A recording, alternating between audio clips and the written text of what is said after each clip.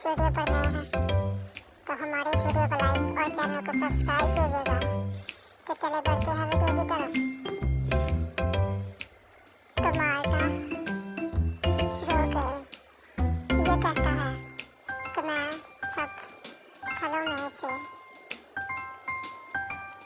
अच्छा फल हूँ।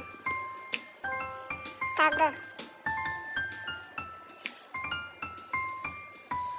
दूसरा फल जिसका नाम सेब है वो ये कहता है कि मैं अच्छा फल हूँ। तब वो कहता है कि मैं विटामिन सी रखता हूँ। ये सेब कहता है। तब वो कहता है नहीं, मैं तुमसे ज़्यादा विटामिन सी रखता हूँ।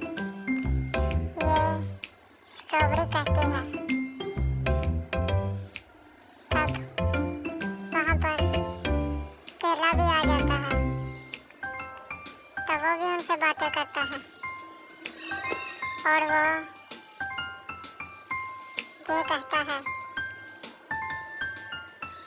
तब वहाँ पर पान भी आ जाता है और वो भी उनसे बातें करता है और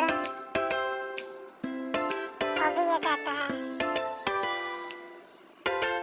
और फिर उसके बाद सारे फल एक बाउल में यही कहते हैं कि हम सारे ही अच्छे हैं और आपस में बातें करते हैं।